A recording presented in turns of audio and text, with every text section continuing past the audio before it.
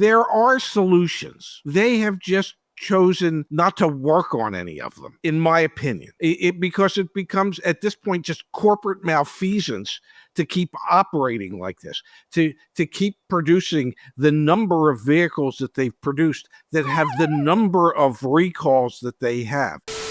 Ford sets full year recall record in first half of 2025, surpassing General Motors in 2014. We're going to spend a decent amount of time on this because it is insane what has happened. And I will simply ask you and our community this: how many recalls thus far in 2025 has Ford had in the United States? Just put a number in the chat. How many individual recalls do you think they've had? I'll pull that data up in a second. But wow, Dad. A full year recall record, and it's July 14th.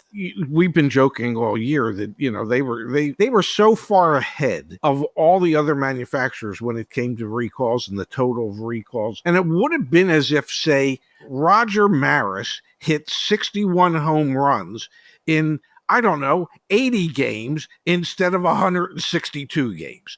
Okay? It is absurd. It's inconceivable to me that a manufacturer could have so many recall issues in just the first half of the year. But the thing that is most inconceivable to me is why their sales are up. People... I read comments all the time, and we see negative comments about Hyundai and Kia and negative comments about Nissan because they have quality issues and quality control issues.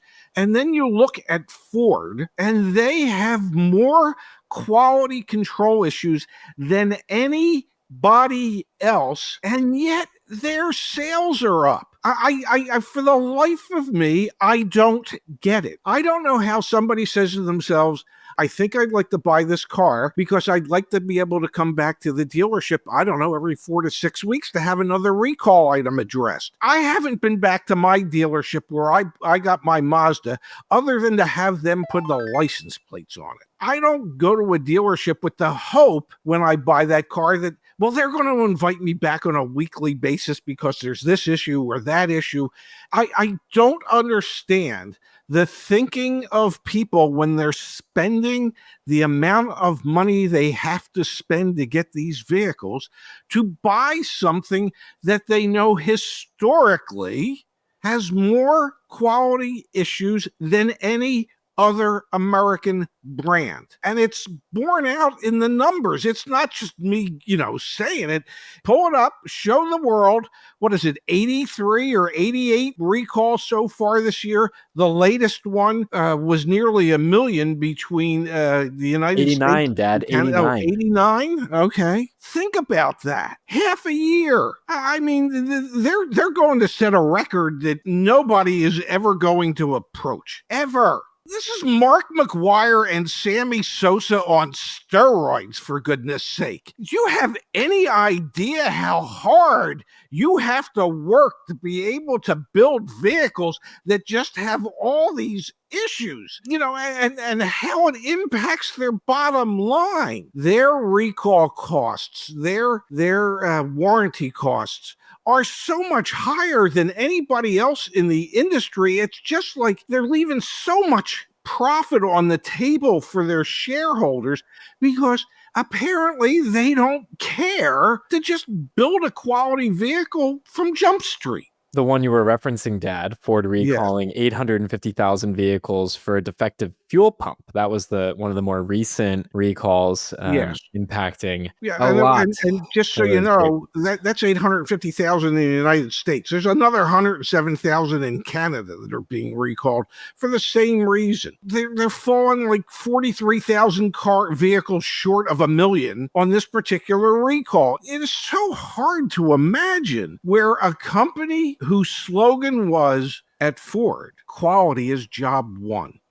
Where? For who? For what? What, in the executive dining room? Because it certainly isn't on the vehicles that they're producing. It is just so hard for me to fathom that their sales could be up as much as they are, and yet the quality of their product is perhaps at the lowest level it has ever been. To your point, F-Series sales up 17% year over year. This is Sammy Sosa, Barry Bonds, Mark McGwire. I mean, this is it's hard to put into perspective just how incredible what they've accomplished is. It's still challenging to rationalize that Ford has 89 recalls so far this year, and the next closest non-commercial automaker on there, Chrysler, with 18.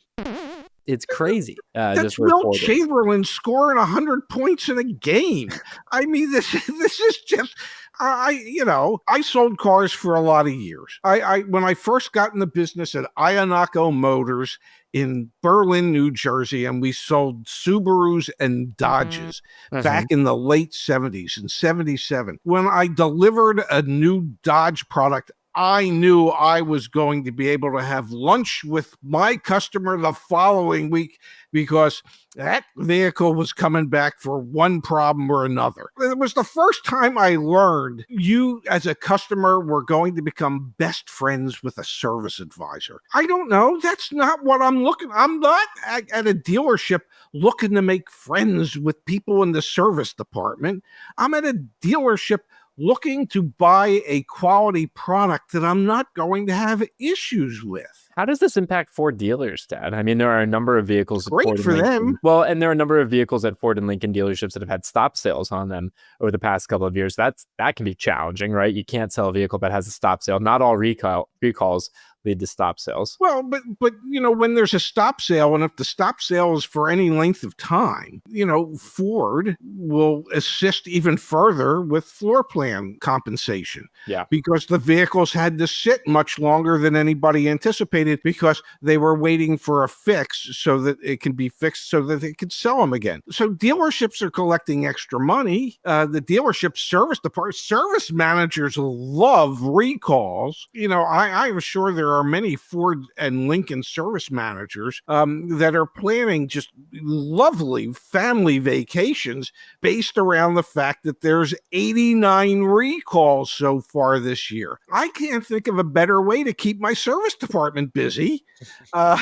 than to every week announce another major recall for the brand. It's literally inconceivable that the higher-ups at Ford aren't really doing anything about it other than some corporate speak about how we're going to address this because we're just leaving so much in the way of profit on the table, and it never gets addressed. Let's look at this most recent recall, which, to be clear, sometimes these are recalls for newer vehicles, older vehicles. These are relatively new vehicles. These are the 850,000 vehicles with the fuel pump issues. We've got 2021 to 2023 Ford Broncos, Explorers, Lincoln Aviators, F-250s, F-350s, F-450s, and F-550s, as well as 2021 and 2022 F-150s, the Mustang and the Lincoln Navigator, and 2022 Ford Expeditions. This is just like across the board and was most likely not known until recently. All the warranty claims came through and obviously the recall on the other end of that. So it does take time for the manufacturer to rectify these challenges that they're facing. But at this point, Ford's black mark on themselves is just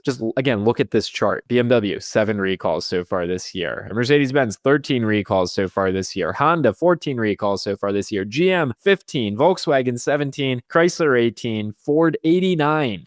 So they have just tarnished their reputation so much at this point.